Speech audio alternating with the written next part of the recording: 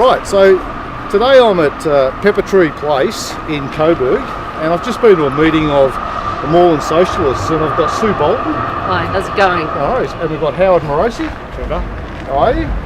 And you guys we've just been inside and you've been talking about some disturbing plans by Moreland City Council, it seems, who look like they're intent on following Melbourne City Council's ideas of basically criminalising the homeless, which doesn't, we don't need that sort of stuff going on. So I'm just wondering, what sort of information have you found out? What are they actually planning? Well, I think it's quite appalling. They've reviewed their local laws, and what they're planning is a camping ban, Yep. which is exactly the same as City of Melbourne, Yep. with the only exception being that they won't prosecute you if you can prove that you're homeless or prove that you've got a mental illness. That's tricky at 9 o'clock at night on a Tuesday. Well, that's right. Who makes that assessment? That's right, exactly. That's a very good question. Who makes that assessment? Could be quite arbitrary. It allows plenty of scope for harassment. All right, so tonight I'm here out the front of Moreland City Council, and as I featured on last week's episode, and we found out recently that Moreland City Council are actually considering harsh and draconian bylaws similar to what Melbourne City Council was trying a few months ago. There's expected to be a bit of a protest here tonight, and we can only hope that a few people turn up. And hopefully what we want is Moreland City Council to have a listen to the people and just understand that these laws are unnecessary. They do nothing to help the homeless. What they do is actually increase the friction between the homeless and the rest of society, as if there wasn't enough of that sort of friction already. So we'll just see how it goes, and like with these images from recent protests in Melbourne, Moreland City Council could very easily find itself on the receiving end of this sort of thing, and maybe they should have a think first about whether or not they want to go down this road, and maybe I think they should look at maybe they're tougher answers to go looking for, but the solution to homelessness is a very complex thing, and I just think that Moreland City Council need to have a long hard think about what they're doing instead of just going for these sorts of laws. So we'll see how it goes tonight. If you walk out that door, you don't know who's shopping or what we're fighting for now. Here's what you think. If you walk out that door, you don't know who's out there, what they're fighting for. Good evening, everyone. Have I got everyone's attention? Alright, so we're here today in the Moreland community to protest against some, attacks, that the Moreland Council are preparing on democracy and homeless people. Before we start, I would like to acknowledge that we stand on the land of the Bolton people, the Kulin Nation, land that was stolen and never ceded. I pay my respects to elders past and present. Always was and always will be Aboriginal land.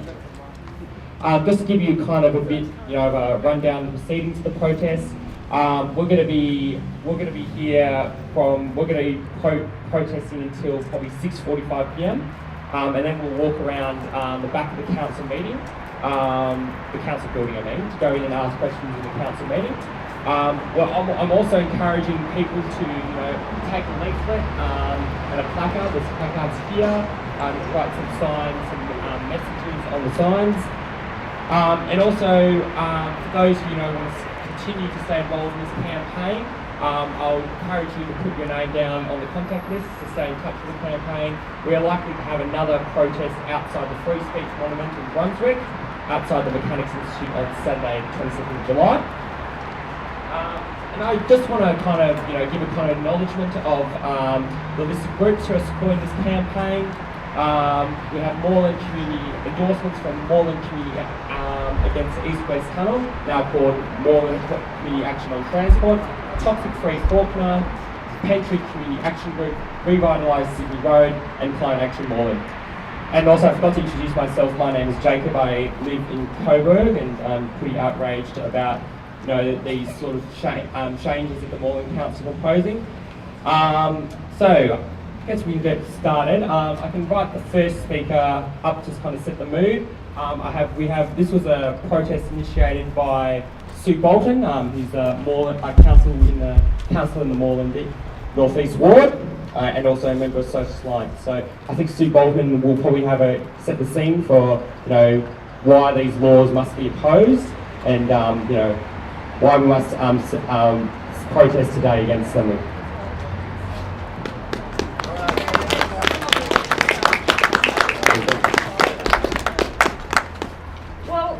Everyone for coming today.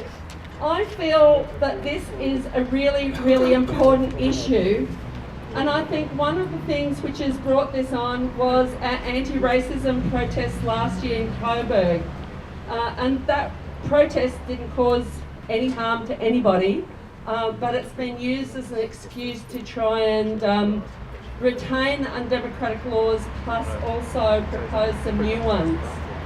Now, some of these laws probably actually exist in the bylaws of lots of councils all over the country.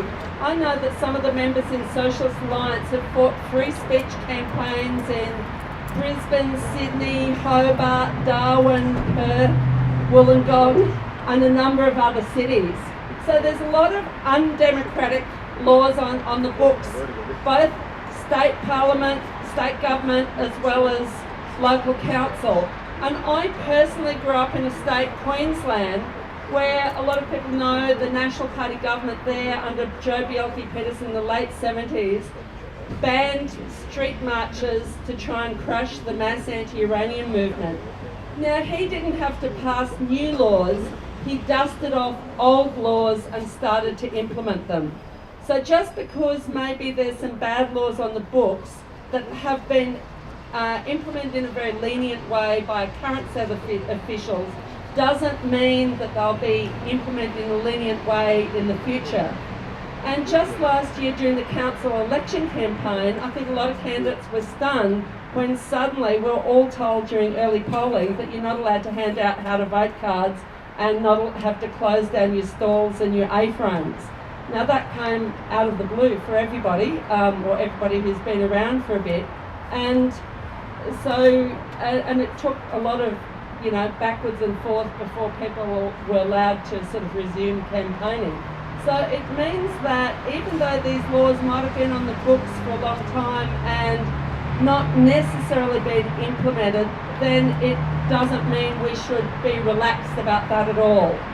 And under these laws, I think they're very onerous. So there's a camping ban being proposed. Now, that was in the previous law, but this time they've sort of elaborated on the camping ban. And as everyone here knows, there's in the Melbourne CBD, there's been a camping ban and a big campaign because people rightly see it as an attack on homeless people. But it talks about people camping in vehicles, which a lot of people might not consider camping or whatever. And homeless people and people with mental illnesses having to prove that they're homeless or mentally ill. Well, how does that work? I think there's plenty of scope for harassment. There's not leaving your goods in a public place, otherwise they'll be impounded. And that's what the Melbourne City Council is doing to homeless people right now, stealing their personal possessions, their very few personal possessions. There's also the definition of handbill, so it's both distribution and display of a handbill. Now they define handbill as a book, a poster, distributing leaflets, but a number of static things. So you could be having a silent protest, holding up a poster, and that is technically illegal under these laws. Now to get a permit is $300.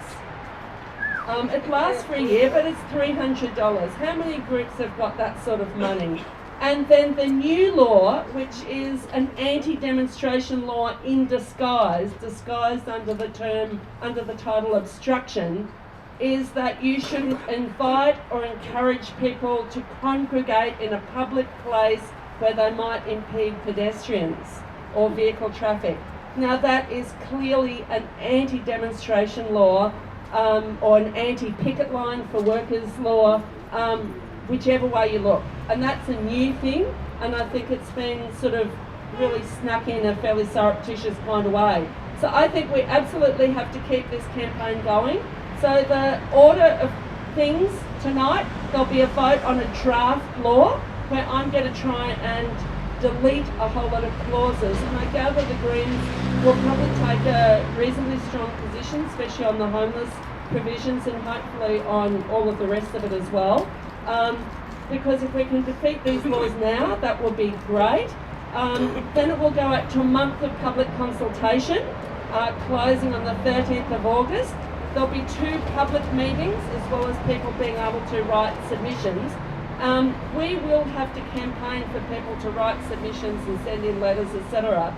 But I also believe we should have a free speech protest if the worst laws go through, or free speech celebration outside the Free Speech Monument on the corner of Glenline Road and Sydney Road at the Mechanics Institute on the 22nd of July, because that'll be a way of drumming up support, because there might be a right-wing backlash as well. I mean, the right wing might try and drum up, support for undemocratic laws. And then it will finally get voted on later this year. So I think we've got an interest to try and lead the way, and it's great to see so many groups represented tonight at short notice, and 6 o'clock is a bit difficult for people to get to from work. So thanks. Thanks a lot, Sue. I guess I just want to, before I introduce the next speaker, I kind of want to sort of, express a bit of thoughts. I think it's absolutely outrageous, that, homeless people, have to prove that they're homeless. I think that homeless people already suffer enough discrimination, enough on the streets, and this whole, buys into this whole bloody myth that, homeless people, begging on the streets, they just pretend homeless, and whoever invented that term is just completely fucked. Alright, so I'm just going to invite the next speaker. On the list we have here, I don't really know much about him, Michael Cadent. He is part of Moreland Community Action on Transport, previously known as kind of like the new Moreland Community Action against East West. Yeah, and so he was presumably played quite a major role in that campaign, or voicing the kind of Moreland opposition to that, dreaded tunnel that back in 2014. Yes, my name is Mike Cadent. I worked both in Yarra and then later in Moreland against the East-West link with a lot of folks, some of whom I recognize that are here now. Trains, not toll roads, no refugee, it's illegal, and housing for all. These are just some of the issues that people feel passionately about. We were lucky because Moreland Council, like Yarra, was against the East-West link. What if they weren't? What if some council gets elected and they want to build the damn thing? We should have the right to go back out there and do what we did for 7 months as MPAC. We put up stalls, tables, furniture, which is discussed here. We lobbied. We handed out things at Barclay Square and up at Coburg Market. And the Barclay people, you know what they said? You got to get off our property. You know what? It's McDougal Street. It's a public thoroughfare. Yeah, pretty ridiculous. Now, the next person I have who's going to be speaking is we have a former Moreland councillor, Steve Roach, and he's also, I think, presumably he's currently a CFMEU organiser, if I'm correct. With the help of safety unit. Thanks, Dan. Look, I only found out about this a few days ago. Sue rang me about it. I asked what the current arrangements were, and I was even disturbed to find that sometime in the last 12 years there's been various different restrictions placed on what people can do in public places. And I think I look at it more in a broader sense. I see it as a move towards a creeping fascism, if you like, where the public are being regulated in what they can do in their own public spaces. And I think that if we're going to regulate what people do in public spaces, there needs to be an immediate and compelling reason to do so. Not just on the whim of a councillor who thought it'd be a good idea to start regulating everybody and what they do in public spaces. If you take it to the point of the ridiculous, before long you could say we all need a licence to walk down a footpath. It's not on. Many of the residents in the city of Moreland do not know nor understand what these proposals are or what they're attempting to do with them, and it will be abused into the future. I have a major concern. I've run picket lines in the city of Moreland. When I was a councillor, in fact, we ran a picket line down in Sussex Street for the Corona workers. And the simple fact is that under these proposals, we could be moved on. Now, we got rid of a state government in Victoria that tried to implement move-on laws. And the move-on laws were specifically targeted. They said it was to stop public malaise, but the simple fact was it was going to be used to bust up picket lines. Picket lines are the last resort for many workers who really don't have too many laws to protect them in trying to advance their interests. And sometimes they see the need to take industrial action and to set up picket lines to enforce that action and make it meaningful. And what we see now are local governments across the state implementing these laws, implementing changes to restrict what people can do in public places, and that's a very, very dangerous step. And I'd encourage people to build a campaign. If this council goes ahead with their proposal tonight, they build a campaign and make it very noisy and make it clear to all other councils that we are not going to have them abusing their positions, but with this creeping fascism of trying to regulate public behaviour in public spaces. Very well said. I think, we have to, if these laws pass, we have to continue to fight. It's not just a matter of, having one protest. We need to continue the opposition, and we need to tell more, build in more community support. Just a few things before I introduce the next speaker. We still have some placards here. So if those who want to, make a bit of a sign for the protest, create a slogan, write your own messages. There's texters and that in the plastic bag. So yeah, feel free to come up and get a placard if you wish. Now the next speaker I'm going to introduce is her name is she is a Moreland resident. Her name is Caroline Betty. She was part of the campaign against the East-West link, and she's here to voice her opposition to these horrible anti-democratic laws. Hello everyone. So my great-grandfather had a butcher shop in Brunswick, and apparently he sued the council over something, and I can't believe that 150 years later we're still doing this shit. But anyway, I've got a sign that says Noel Coonahan lives, and if anyone doesn't know about Noel Coonahan, please look him up. He protested in 1933 in Phoenix Street in Brunswick against exactly the same anti-demonstration, anti-free speech laws. So it's a long fight, but Next speaker we have is Marcus Banks. He's a resident of Moreland and also a member of the political party Solidarity.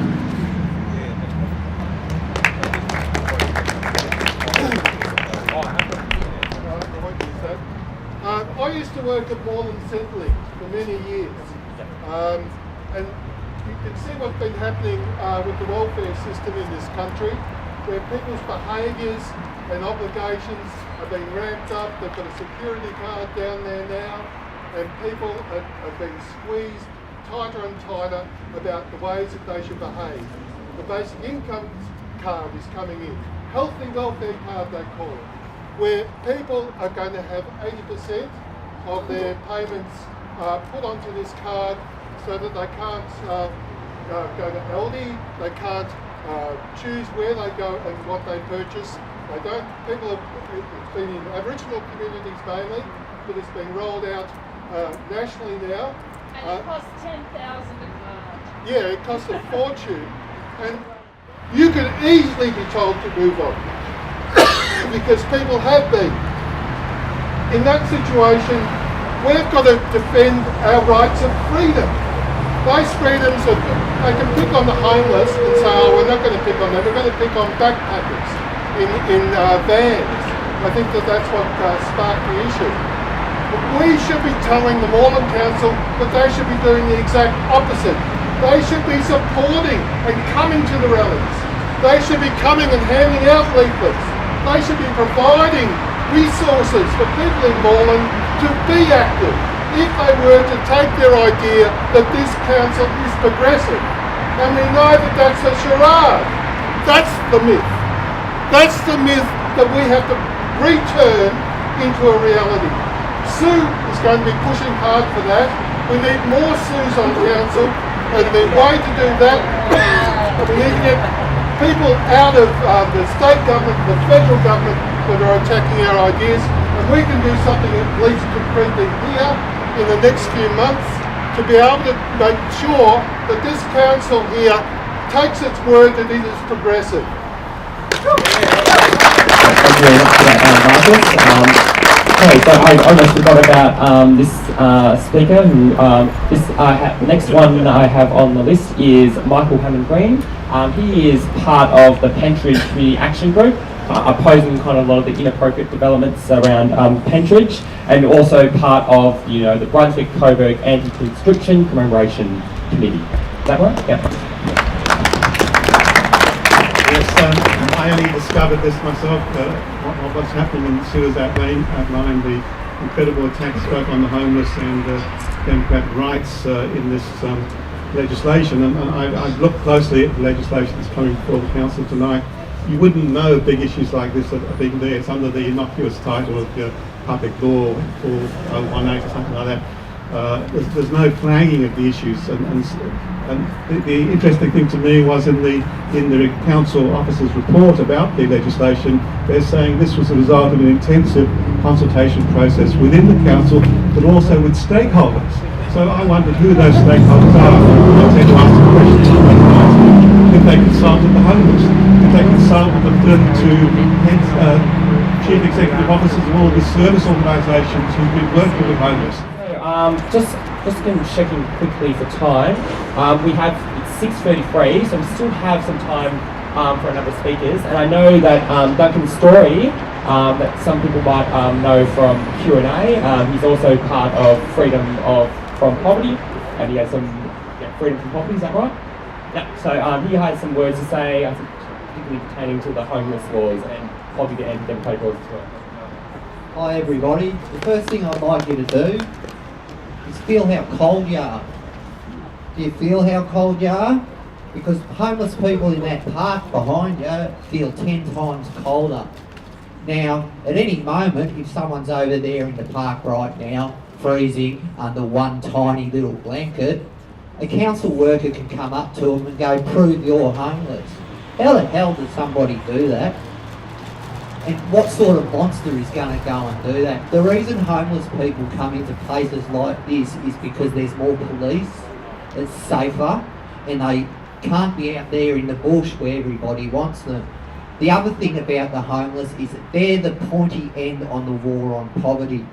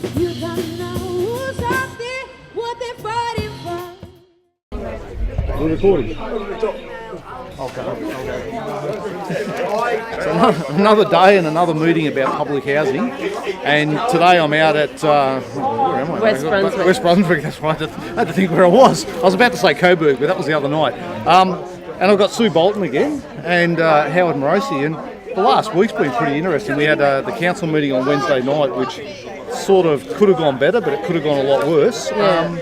Is that sort of how you see it? Or? Oh yeah, no, absolutely. We had some victories on Wednesday night at the council meeting, but we've also got to get rid of the rest of the anti-democratic and anti-homeless clauses. Yep. And people are committed to doing that. Yep. So there'll be a next stage to that campaign. Absolutely. Well, that's it. I mean, they did water down some things, but like you said, you still can't set up a stall. You can hand out leaflets, but you can't have a stall. Is that how we're? That's right. That's how so it's the at? stall I had this morning was an illegal stall, and also the camping ban was amended, but rather than deleting it should have just been deleted. But it's been amended in a very confusing way, and it's not really clear, and it just means homeless people can get hassled. People with mental illnesses will get hassled. That's the problem. Sorry, mate. We're in the middle of something.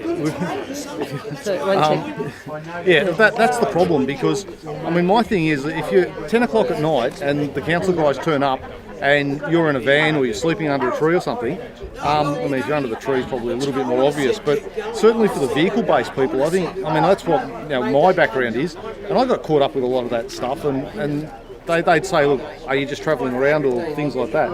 And also, it's interesting, like this meeting today, we're talking about the estates that are going to be knocked down, and that's going to increase the number of people that could potentially end up homeless. And Howard, that's certainly where you come in with your public housing as a priority. I mean, it is a priority. We need absolutely shitloads more of it to be built. So, how have you seen today go? Today was great, actually. Today we probably had about 60 people at the meeting, and there's a lot of really good spirit in the meeting. The talks were great. We even had some of the residents, which they're fired up. The residents are actually the most important people, and they are fired up and they're committed. And there's a lot of people that actually, have actually made a commitment now to actually stand by anyone that's going to resist the evictions, because that's our first port of call to actually stick, because we actually have a chance of staying. Well, that's the thing. I was talking to someone before, and I was saying, like, the letters have been sent out, and they're going to be basically decisions made in December. That's a nice time, just before Christmas. That's when you want to find out you're going to be kicked out. But I think so. There are a few months ahead. You've got more of these sorts of things, I'm sure. I don't know what the government's really thinking. I mean, at the end of decades of neglect, now they're just deciding, we'll rip them down, and I don't know what they think the people are where they're meant to go. Trevor, that's been the plan. There's been a strategy for the last probably 30-35 years since the Hawke Labor government to actually transfer public housing to private hands. So state governments have actually been neglecting the repairs and maintenance of public housing. They stopped building public housing under Canon, and because they are somewhat run down, they're not completely derelict like government like us to believe. Oh, these ones behind us are standing. So they're standing, and they're still in reasonable condition. Except the one on the end here had a fire apparently, so that's probably not so good. But that's what we're actually getting at. We're saying that certain units can do with maintenance and repairs. Certain blocks might need to be repaired or even pulled down, but not whole estates. Generally, not whole estates.